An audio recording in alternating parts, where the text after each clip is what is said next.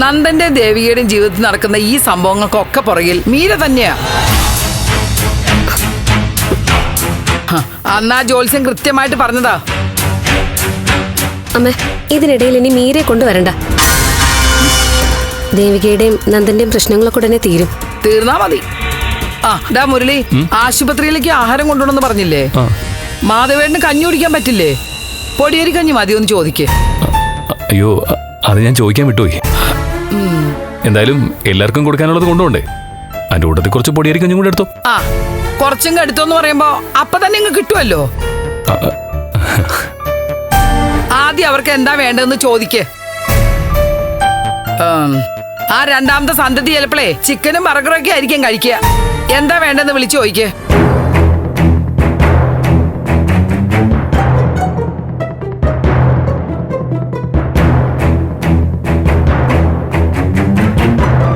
Lab റിപ്പോർട്ടാണ്, കയ്യിൽ വെച്ചോളൂ. ശരി. ഹലോ മുരളേട്ടാ. ദേവിക, മാധവനങ്ങളിൽ എങ്ങനെയുണ്ട് ഇപ്പോ? അച്ഛനെ റൂമിലോട്ട് മാറ്റിയിട്ടുണ്ട് മുരളേട്ടാ. ആണോ? നല്ല വാർത്തയാണല്ലോ. മുറിയിലേക്ക് മാറ്റിയെന്ന്. ഞങ്ങളൊക്കെ ഇവിടെ ഉണ്ട്. ദേവിക, ചന്ദ്രോത്തുനിന്ന് ആരെങ്കിലും വന്നിരുന്നോ? ഇല്ല മുരളേട്ടാ, അച്ഛൻ വിളിച്ചിരുന്നു. ചിലപ്പോ നാളെ വരുമായിരിക്കും. നാളെ ആവുമ്പോ എല്ലാരും വരും, വിഷമിക്കൊന്നും വേണ്ട. പിന്നെ ആഹാരം അമ്മയോടെ റെഡിയാക്കുന്നുണ്ട്. മാധവനങ്ങളിന് പൊടിയരി കഞ്ഞി എടുക്കട്ടെ ചോദിക്കുന്നു. അയ്യോ വേണ്ട മുരളേട്ടാ, ബുദ്ധിമുട്ടാവില്ലേ? ബുദ്ധിമുട്ടോ? എന്ത് ബുദ്ധിമുട്ട്? ഒരു അരമണിക്കൂറിനുള്ളിൽ ഫുഡുമായിട്ട് ഞാൻ അങ്ങോട്ടേക്ക് എത്താം. അല്ല മുരളേട്ടാ, അച്ഛനുള്ള കഞ്ഞി ഇവിടെ ഹോസ്പിറ്റലിൽ നിന്ന് കിട്ടും. ആണോ? പിന്നെ വൈകിട്ട് അമ്മയും ശരിയൊക്കെ ദോശ കഴിച്ചു.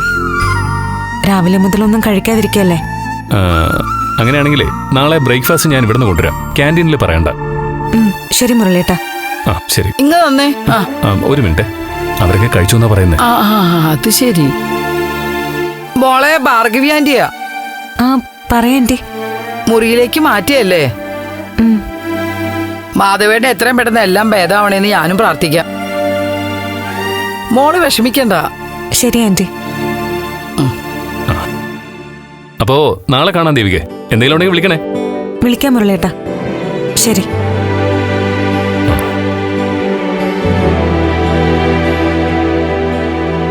കണ്ട, ഇപ്പൊ വിളിച്ചു ചോദിച്ച എത്ര നന്നായി. ദോശയും സാമ്പാറും കഞ്ഞിയൊക്കെ ഉണ്ടാക്കി അങ്ങോട്ട് കൊണ്ടുപോയെങ്കിൽ ഇപ്പൊ എന്തായനെ? അതിനിപ്പോ ഒന്നും സംഭവിച്ചില്ലല്ലോ. കുറച്ച് ഭക്ഷണം ഉണ്ടാക്കുന്നതിന് എന്തിനാ ഇങ്ങനെ കണക്ക് പറയുന്നേ? നിനക്ക് അങ്ങനെയൊക്കെ പറഞ്ഞാ മതി. ഒരു ദിവസം അടുക്കള കയറി നീ ഒന്ന് പെരുമാറ്. അപ്പറിയാ അതിന്റെ ബുദ്ധിമുട്ട് എന്താണെന്ന്. വന്ന് കഴിക്കാൻ നോക്കടാ. അടുക്കളപ്പടി നിസ്സാരം അവന്റെ വിചാരം. ഈ അമ്മയുടെ ഒരു കാര്യം, അടുക്കളയിൽ വലിയ യുദ്ധം നടക്കുന്ന പോലെ. അമ്മ പറഞ്ഞാലും കാര്യമില്ലേ? അല്ല, ഒരു കാര്യം ചെയ്, നാളെ ആശാൻ അടുക്കള കയറി മുഴുവൻ ജോലി അങ്ങ് ചെയ്തേരെ. ചെയ്യാം. അപ്പൊ നീ നാളെ രാവിലെ മുതൽ ദേവികയുടെ കൂടെ ഡ്രൈവറായിട്ട് പോ. അപ്പൊ കാണാം.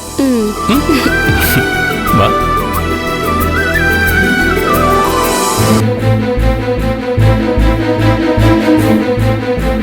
ഗിരി, ഞാൻ എത്ര പ്രാവശ്യം വിളിച്ചു. ഇതെവിടെയാ? ഞാനേ ഇത്തിരി തിരക്കിലായിരുന്നു. എന്ത് തിരക്ക്? ഹോസ്പിറ്റലിൽ തന്നെ അല്ലേ?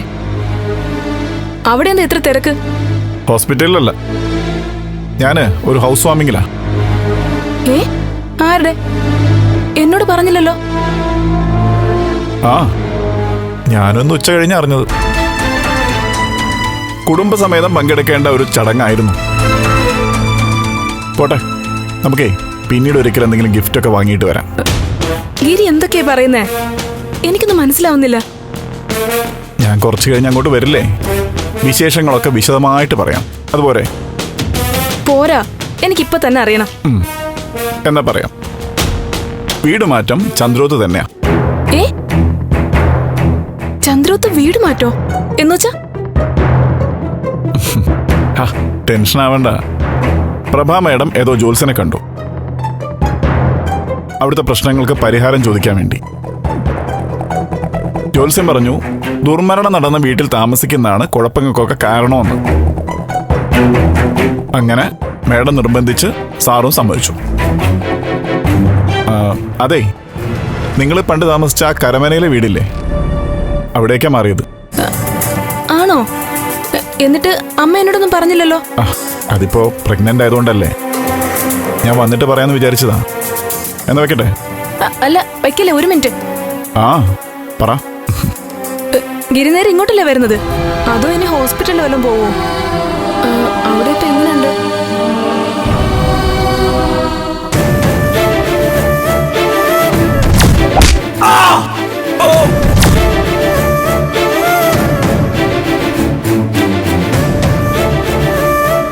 അച്ഛനെന്താ ആലോചിക്കുന്നത്?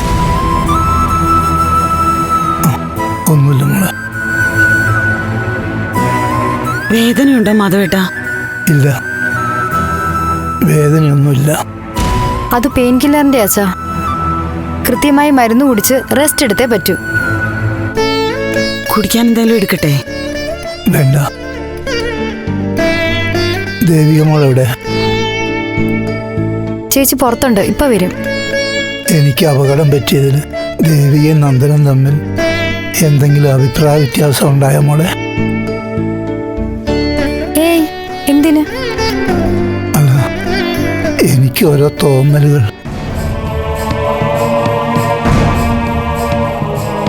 ഇനി എൻ്റെ പേരിൽ അവർ തമ്മിൽ അഭിപ്രായ വ്യത്യാസം ഉണ്ടായി വഴക്കാണെന്ന് തോന്നി. അച്ഛനെ തല്ലിയെന്നും പറഞ്ഞ് എന്തെങ്കിലും സംസാരം ഉണ്ടായോ? അങ്ങനെയൊന്നും ഉണ്ടായില്ല അച്ഛാ. അച്ഛൻ സമാധാനമായിട്ട് കിടക്ക.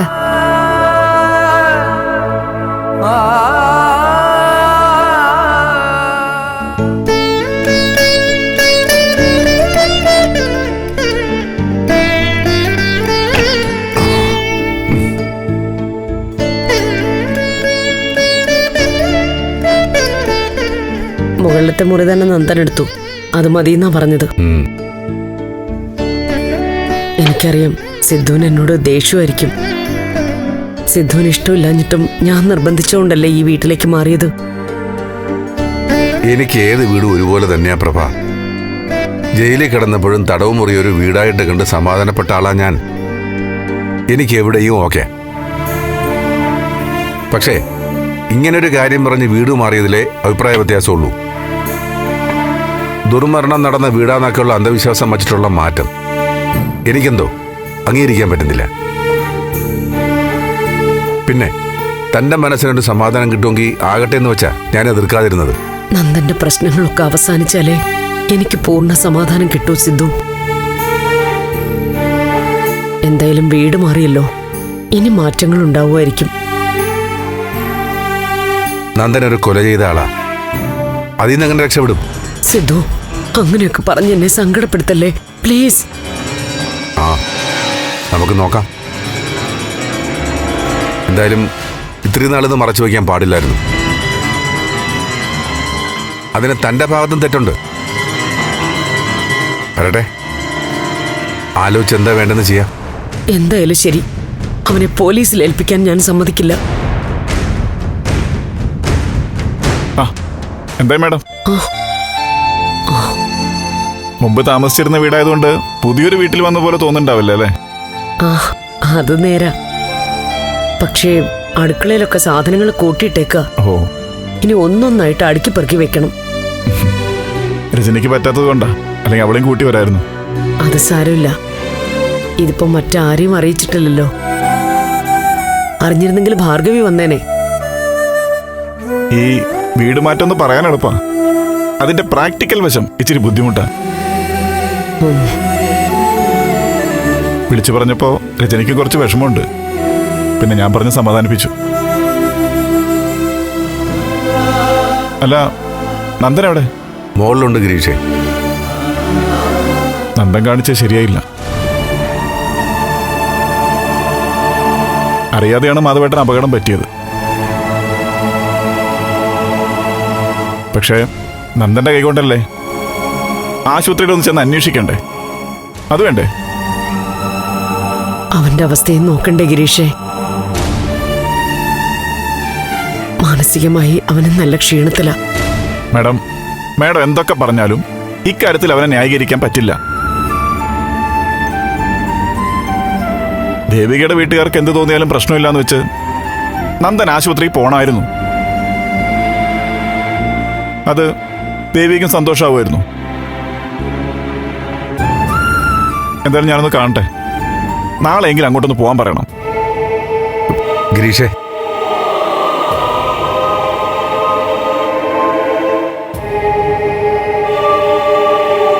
എന്താ സർ? ഗിരീഷിനോട് ഒരു പ്രധാനപ്പെട്ട കാര്യം പറയാനുണ്ട്. എന്താ? അത് ഞങ്ങള് ഒരു വല്ലാത്ത അവസ്ഥയിലാണ് ഗിരീഷേ. എന്തു പറ്റി? നമ്മുടെ നന്ദൻ ഒരു വലിയ പ്രശ്നത്തിലാണ്. എന്താ സർ? അത് അവനൊരാളെ കൊന്നു.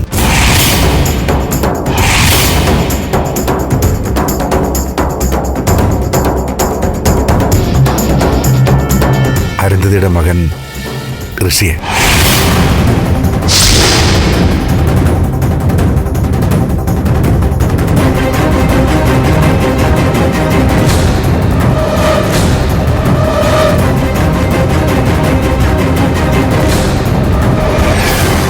സാർ,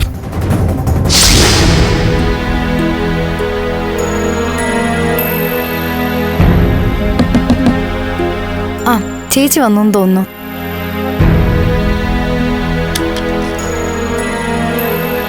ലാബ് റിപ്പോർട്ടാ ശരി, ഇത് ഫയലിൽ വെച്ചേക്ക്. ആ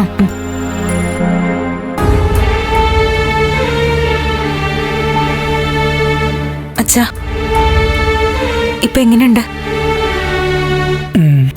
ഒരു 2 ആഴ്ച കൊണ്ട് എല്ലാം ശരിയാവും. ഇനി എന്ത് ശരിയാവാൻ? മംഗലശ്ശേരിക്ക് ഒരു കുഴപ്പമില്ലെന്നേ.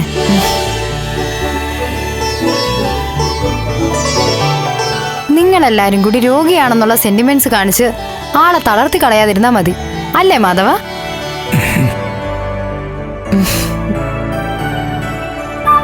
ഞാൻ കാരണം ദേവികമൊക്കെ ബുദ്ധിമുട്ടായല്ലേ?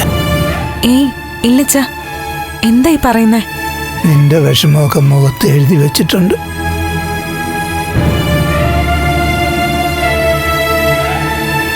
വിഷമിക്കണ്ട. വിധി എന്ന് പറയല്ലോ മോളെ, ചിലത് അനുഭവിച്ചേ പറ്റൂ.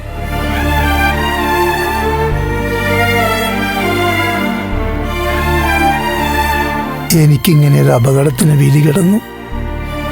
അത് ഈ രൂപത്തിൽ നടന്നു.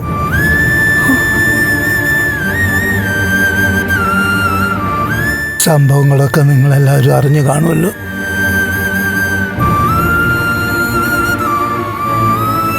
ഗിരി പറഞ്ഞിട്ടുണ്ടാവും.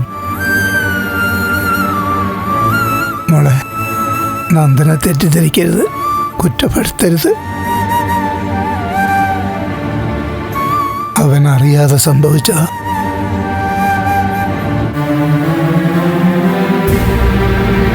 നിന്നെ അവൻ അത്രയ്ക്ക് ഇഷ്ടമല്ലായിരുന്നു.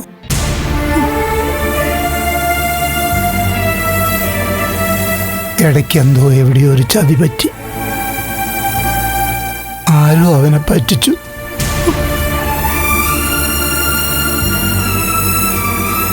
അച്ഛാ, അച്ഛൻ ഇങ്ങനെ സംസാരിക്കാതെ റെസ്റ്റ് എടുക്കാൻ പറഞ്ഞല്ലേ? അല്ല മോള്, എനിക്ക് തോന്നുന്നത് പലതും സംസാരിക്കാനുള്ള സന്ദർഭം ഇതാണെന്നാ.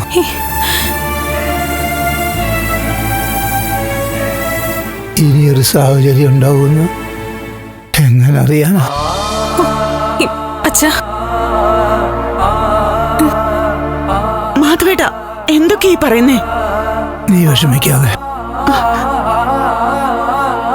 ഒരുപക്ഷെ എനിക്ക് പറ്റിയ ആപത്തിലൂടെ ആയിരിക്കും എല്ലാം കലങ്ങി തെളിയാൻ പോകുന്നു.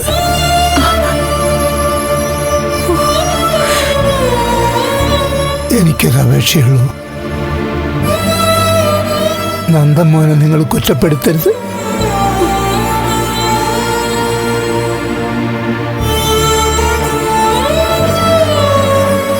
അവനൊരു പാവം. നിങ്ങളുടെ ഇടയിൽ എന്താ സംഭവിച്ചെന്നറിയില്ല.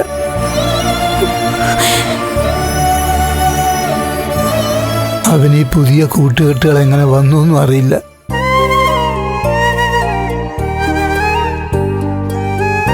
പക്ഷെ എൻ്റെ മനസ്സിപ്പോഴും പറയുന്നു അവൻ പാവാണെന്ന്.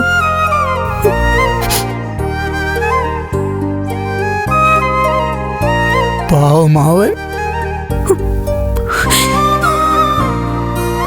ചിലപ്പോ എന്തെങ്കിലുമൊക്കെ ചതി പറ്റിയതാവാം.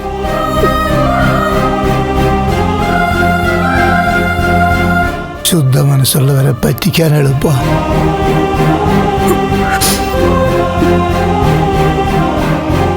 വലിയ ആപത്തിൽ കൊണ്ടുപോയി ചാടിക്കാനും പറ്റും.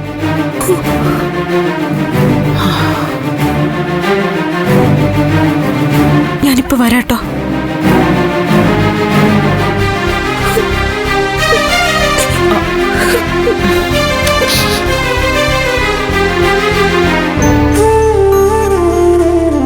ഞാൻ പറഞ്ഞത് മോക്ക് വിഷമായും തോന്നുന്നു.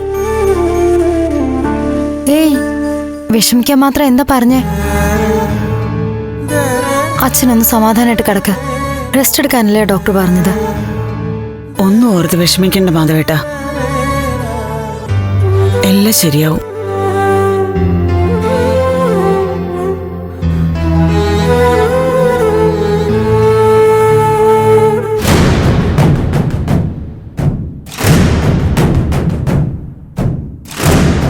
എന്തൊക്കെ സാറേ കേൾക്കുന്നത്? ഒന്നും അറിയില്ല ഗിരീഷേ. എന്ത് ചെയ്യണം, ഏത് രീതിയിൽ നീങ്ങണം ഒന്നും അറിയില്ല. ഗിരീഷിനോട് വീട് മാറുന്ന കാര്യം സൂചിപ്പിക്കുമ്പോൾ ഇതിനെക്കുറിച്ച് പറയണമെന്നുണ്ടായിരുന്നു. പക്ഷെ എങ്ങനെ പറയണമെന്ന് അറിയില്ലായിരുന്നു. മാധവന്റെ അപകടം അറിഞ്ഞിട്ട് അങ്ങോട്ട് പോകാൻ മനസ്സനുവദിക്കാത്തതും ഇത് കാരണമാണ്.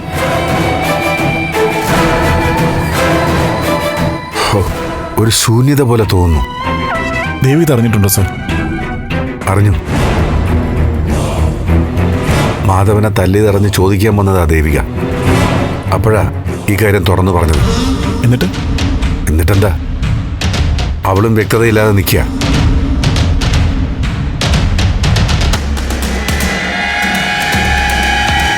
ഗിരീഷേ, നന്ദൻ പാവോ. ഋഷി എന്നെ ആക്ഷേപിച്ചപ്പോഴാ നന്ദന് നിയന്ത്രണം വിട്ടുപോയത്. നന്ദനെ രക്ഷിക്കണം മോനെ. എങ്ങനെ രക്ഷിക്കണമെന്നാ പ്രഭ ഈ പറയുന്നത്? ഏറ്റവും വലിയ ക്രൈമാ നന്ദൻ ചെയ്തിരിക്കുന്നത്. അതുകൊണ്ട് തന്നെ നിയമം അനുസരിച്ചിട്ട് വേണം മുന്നോട്ട് പോകാൻ. സിദ്ധു എന്റെ മോൻ. ഇനി അഥവാ നന്ദനെ വഴിവിട്ട് രക്ഷിക്കാൻ ശ്രമിച്ചാലും പരാജയപ്പെട്ടു പോവും. അതങ്ങനെ എളുപ്പത്തിൽ സാധിക്കാൻ പറ്റുന്ന കാര്യമല്ല. സാർ, നന്ദനെ ഞാനൊന്ന് കാണട്ടെ. കാര്യങ്ങൾ ഞാനൊന്ന് ചോദിക്കാം. ഗിരീഷേ, അവനാകെ തകർന്നിരിക്കുക. അവനെ വിഷമിപ്പിക്കണ്ട. മാഡത്തിന്റെ വിഷമം എനിക്ക് മനസ്സിലാക്കാൻ പറ്റും. പക്ഷേ എത്ര നാളിങ്ങനെ പറ്റും? ഗിരീഷ് അവനോടൊന്ന് സംസാരിക്കുന്നത് നല്ലതാ.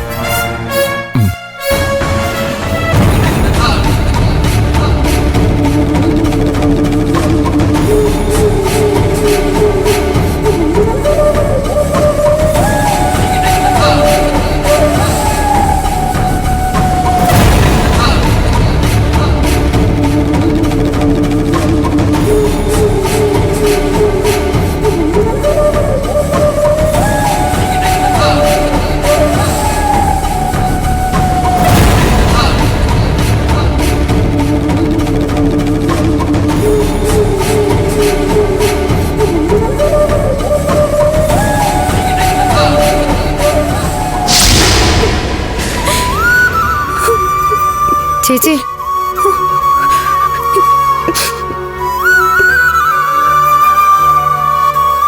എന്താ ഇത്? എന്താ ഈ കാണിക്കുന്നേ? ഒന്നുമില്ല ശാരി. എന്തൊന്നുമില്ലാന്ന്? കരച്ചിൽ കണ്ടാലൊക്കെ എനിക്ക് മനസ്സിലാവും. ദേ, ഇത് പൊതുസ്ഥലാ. ഇവിടെ MLA നിന്ന് കരഞ്ഞാലേ ഇപ്പൊ തന്നെ വാർത്തയായി ചാനലിൽ വരും. കൂടെ കുറെ കഥകളും ഉണ്ടാവും. ദാമ്പത്യ ജീവിതം തകർന്ന MLA അലമുറയിട്ട് കരയുന്നാവും തലക്കെട്ട്.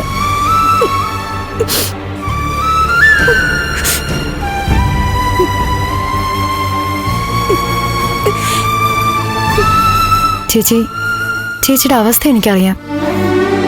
നന്ദേട്ടൻ ഇങ്ങനെ ഒരു കുരുക്കിലാണെന്ന് അറിഞ്ഞപ്പോ ചേച്ചിയുടെ മനസ്സൊന്ന് പതറി അല്ലേ?